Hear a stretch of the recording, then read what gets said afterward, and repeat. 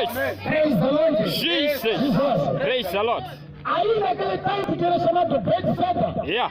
ali tinha pessoas que tinham lepra, Jesus. tinham pessoas que tinham vários tipos de doenças que eram no movimento das águas. Aleluia. Yeah. Só que a Bíblia relata algo muito importante, que havia também um certo paralítico que era de 38 anos. Yes. Anos de idade que ele trazia, mas um ano da enfermidade que o homem carregava. Aleluia. Jesus. Então, o tanque tinha segredo. Yeah. Trabalhava de segunda até sexta-feira. Aleluia. Yes. No sábado não trabalhava. Em nome de Jesus. Amém?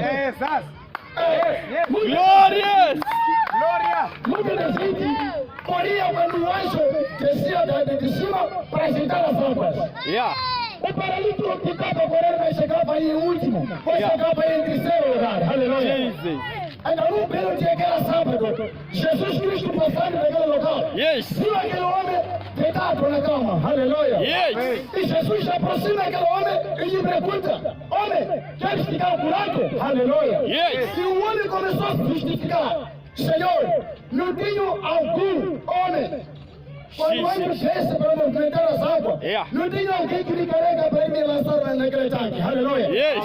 Jesus lhe disse: homem, levanta, toma sua cama e vá para a sua casa. Aleluia. Yes. Praise the Lord. Jesus. Praise the O Lord. homem ficou feito, ele levou a sua cama e foi para a sua casa. Yes. Em nome de Jesus. Amém? Amém. Praise the Lord. Jesus. Isso quer dizer que, meu querido, há pessoas que terão doença até hoje. Yes. Nem porque Deus não está sabendo. Aleluia. Yeah. Praise the Lord. Jesus. Há pessoas que estão ainda cegadas. Nem porque Deus não sabe. Deus está sabendo. Aleluia. Yes. Praise the Lord. Jesus. Se nós formos a desenvolver isto, você vai entender que há outro tipo de doença. Vem por através do pecado. Aleluia. Amém. Quando você for a ler mais embaixo, você vai entender que aquele paralítico ao ficar bem se encontra mais com o Senhor Jesus. Aleluia. Yes. E o Senhor disse para ele: olha, hoje você já estás bem, hoje já estás curado. Mas te digo a verdade, que vai na sua casa e não volte mais a pecar. Aleluia. Jesus.